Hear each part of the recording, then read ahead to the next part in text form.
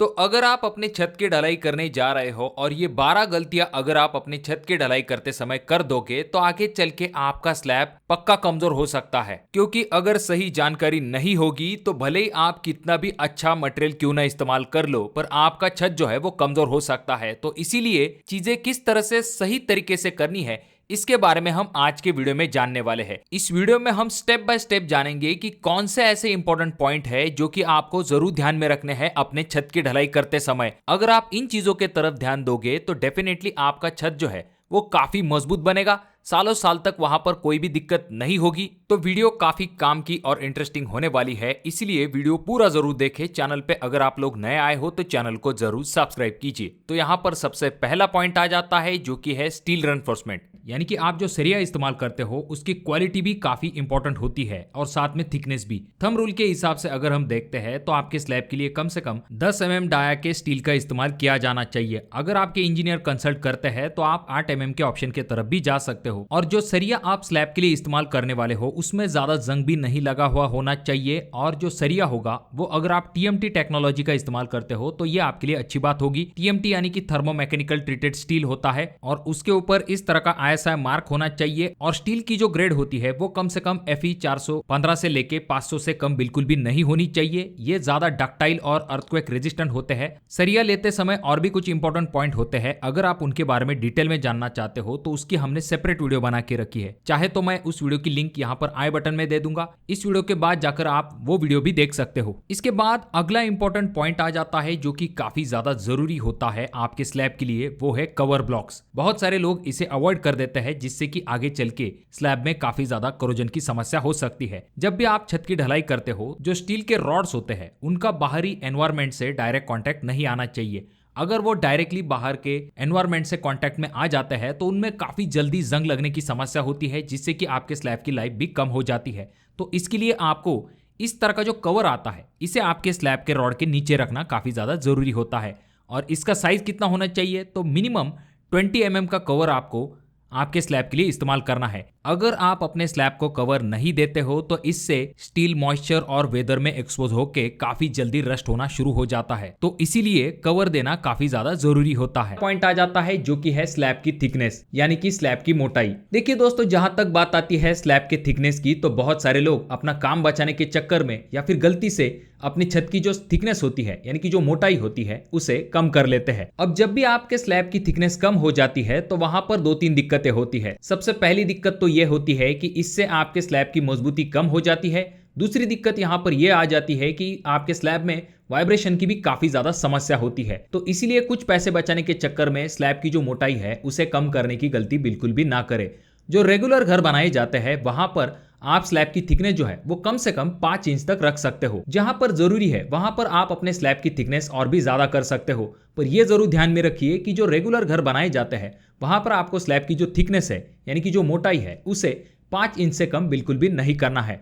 उसके बाद दूसरा इंपॉर्टेंट पॉइंट आ जाता है जो कि है कंक्रीट की ग्रेड। अब भले आप कितना भी महंगा सीमेंट क्यों ना इस्तेमाल कर लो या फिर अच्छे से अच्छे ठेकेदार के पास से काम क्यों ना करा लो, पर अगर आप अपने कंक्रीट का ग्रेड सही तरीके से नहीं करते हो तो इससे भी आपका स्लैब कमजोर रह सकता है। जहां तक बात आती है रेगुलर घरों को बनाते समय, आपको यह ध्यान में रखना चाहिए कि आपका जो कंक्रीट होगा वो कम से कम M20 ग्रेड का कंक्रीट के साथ आपको आपकी छत की ढलाई करनी चाहिए। अब ये जो M20 ग्रेड होता है इसका प्रोपोर्शन भी काफी आसान होता है, जो कि होता है 1:1 1.5:3, जिसमें कि 1 पार्ट होता है आपका सीमेंट, 1.5 पार्ट होता है आपकी सैंड और 3 पार्ट होता है आपका एग्रीगेट यानी कि गिट्टी। तो इस तरह से आप M20 ग्रेड का कंक्रीट बना सकते हो। यह जरूर ध्यान में रखिए कि अगर आप M20 ग्रेड से कम का कंक्रीट अपने घर के लिए इस्तेमाल कर सकते हो तो इससे आपका घर कमजोर हो सकता है। तो इसीलिए चाहे आपकी कॉलम हो, बीम हो या फिर आपका स्लैब हो, तो उसके लिए आपको कम से कम M20 ग्रेड का कंक्रीट का अपने घर के लिए इस्तेमाल करना है।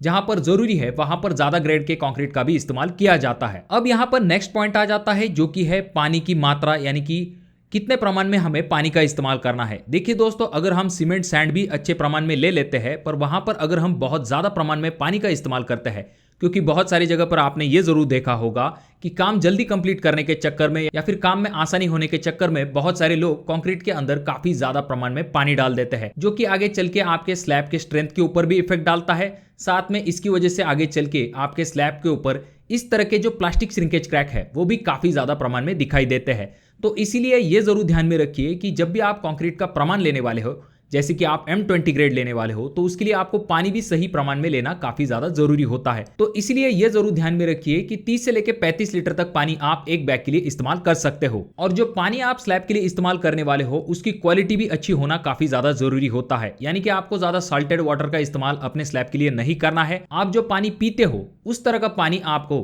स्लैब के लिए इस्तेमाल करना है। अगर आप खारा या फिर गंदा पानी अपने स्लैब के लिए इस्तेमाल करते हो तो इससे आपका स्लैब जो है वो कमजोर रह सकता है। अब अगला पॉइंट आ जाता है जो कि है सीमेंट। बहुत सारे लोग ये पूछते हैं कि जब भी हम छत की ढलाई करते हैं तो वहां पर हमें कौन सा सीमेंट इस्तेमाल करना चाहिए।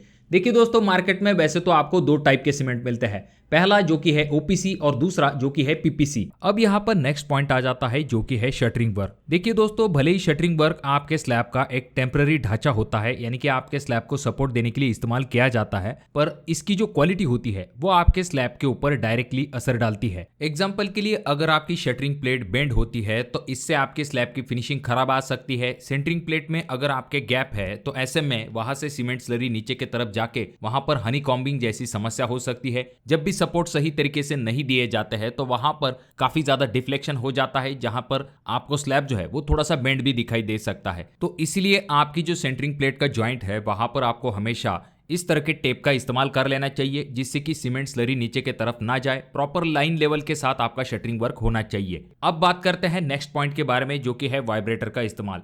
देखिए दोस्तों, स्लैब डालते समय कंक्रीट को प्रॉपर कॉम्पैक्शन देना काफी ज्यादा जरूरी होता है। तो इसके लिए इस तरह का जो वाइब्रेटर होता है उसका इस्तेमाल किया जाता है, जिससे कि एयर बबल जो है वो बाहर निकल जा सके और जो कंक्रीट है वो काफी ज्यादा डेंस बन जाता है। तो इसीलिए छत की ढलाई करते समय हमेशा वाइब्रेटर का इस्तेमाल कीजिए, और ये जरूर ध्यान में रखिए कि वाइब्रेटर आपको ज्यादा देर तक एक जगह पे नहीं इस्तेमाल करना है, वरना आपका जो शटरिंग वर्क है वो खुल जाएगा और कंक्रीट नीचे की तरफ चला जाएगा। अब यहाँ पर वीडियो में आखिरी ये जो दो पॉइंट है इनके तरफ तो आपको खास करके ध्यान देना चाहिए, जो कि है क्यूरिंग। देखिए दोस्तों, अगर आप स्लैब को अच्छे तरीके से पानी नहीं देते हो तो आपका स्लैब जो है वो कमजोर रह सकता है। जब भी हम छत की ढलाई करते हैं तो उसके दूसरे दिन बाद सबसे इंपॉर्टेंट स्टेप अगर कोई होता है तो वो है आपके स्लैब की तराई, यानी कि आपको कंक्रीट को अच्छे तरीके से पानी देना जरूरी होता है। इसके लिए सबसे पहली चीज आप क्या कर सकते हो, जिस दिन आपका स्लैब कंप्लीट हो जाता है उसके दूसरे दिन आके तुरंत आप सुबह सुबह अपने छत के ऊपर अच्छे तरीके से पानी दे सकते हो। उसके बाद इस तरह की जो कैरिया होती है उन्हें बना के उसके अंदर पानी भर के रख सकते हो। याद रखिए, ये कैरिया सूखने के बाद आपको इसके अंदर पानी रखना है, और वो कितने दिन तक रखना चाहिए इसके बारे में बहुत सारे लोग पूछते हैं। तो देखिए दोस्तों, कंक्रीट को कम से कम 10 से लेकर 14 दिन तक आपको अच्छे तरीके से पानी देना चाहिए। इस तरह की कैरिया बना के आप उसके अंदर पानी भर के रख सकते हो। अब अगला सवाल ये आ जाता है कि हमें शटरिंग वर्क कितने दिन तक खोलना चाहिए। तो आपके स्लैब का जो शटरिंग वर्क खोलने का प्रोसेस होता है वो कुछ फैक्टर्स के ऊपर डिपेंड होता है, जैसे कि आपके स्लैब का स्पैन कितना है, उसके बाद में आपका बीम है या फिर कैंटिलीवर बीम है, ऐसी चीजों के ऊपर आपके स्लैब का शटरिंग वर्क डिपेंड होता है। पर आसान भाषा में अगर बताने के लिए जाए तो अगर आपका रेगुलर घर है तो उसका जो शटरिंग वर्क है वो आप 15 दिन के बाद खोल सकते हो। इससे दो फायदे होंगे। सबसे पहली चीज, शटरिंग वर्क भी टाइम पे निकलेगा और आपका स्लैब का क्यूरिंग पीरियड भी कंप्लीट हो जाएगा। तो दोस्तों, देखा आपने, रेगुलर चीजों को ही अगर आप सही तरीके से करोगे तो डेफिनेटली आपके स्लैब की मजबूती बढ़ने में काफी ज्यादा मदद मिलेगी। तो अगर आपके कोई सवाल है तो कमेंट जरूर कीजिए। वीडियो पसंद आया हो तो इसे लाइक जरूर कीजिए, और बहुत ज्यादा ही अच्छा लगा हो तो अपने दोस्तों के साथ जरूर शेयर कीजिए। और ये जो तीनों वीडियो है इनमें से कोई एक वीडियो आपके जरूर काम में आ सकती है।